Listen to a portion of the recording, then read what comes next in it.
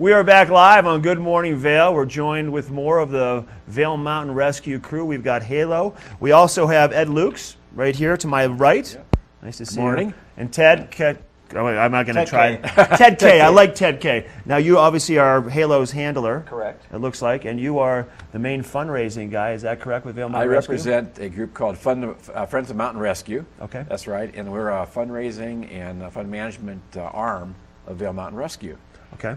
And as many people know from listening to Dan, this is a group of, 35 or so people that go out any day of the year, 24 hours a day they're available, and perform rescue missions. And their mission is to save lives, and they do, as well as to educate people in backcountry safety and so forth. And typically, as Dan talks about, typical thing happens is sometime in the afternoon, late evening, there'll be a call to 911. The call goes into Vail Mountain Rescue, and a team goes out on a search and rescue. And they often spend the night, come home the next morning, shave or shower or whatever, go to work.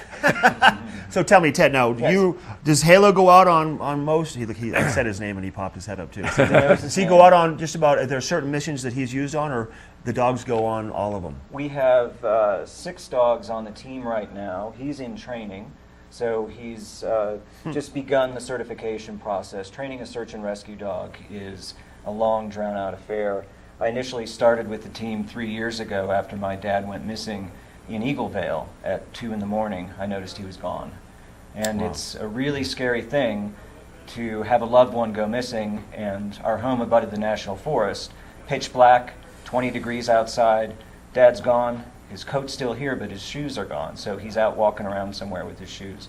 I called my friend Anne-Marie Cooper, who's the lead dog handler, and 2 in the morning she picks up on the second ring, just like any mountain rescue person would do, and says, Ted, I'll be right there with my dogs. We'll go find your dad. That's how I got involved with training Halo. So at any given time, our dogs can be called out.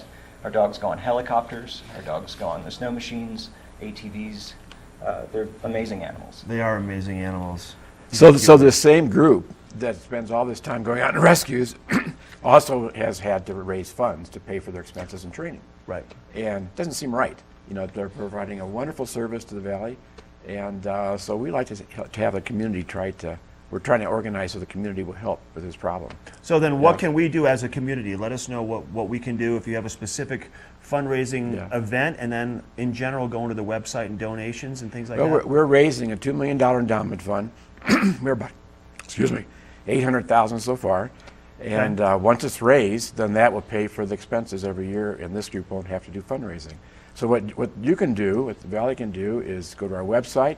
There's a spot to make a donation. You can give to Colorado Gives. Okay. You can mail a check to Friends of Mountain Rescue.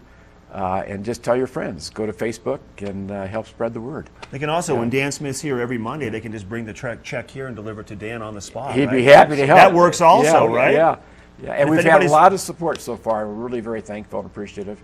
So we're well on our way. We just need to keep the momentum going. I mean, you guys keep in mind, everybody needs to know the Vail Mountain Rescue is active every month of the year. It's not just a winter thing. The summertime is just as big in a different way, but just as big. So it never stops. That's right. 60%, I think, of the rescues are non-winter. Most of our missions are in the summer, lost hikers and whatnot. And this guy's trained to find lost people with his nose. So, if you get lost, we'll find you. If you get into a tough spot, we'll come and help you no matter what time of day.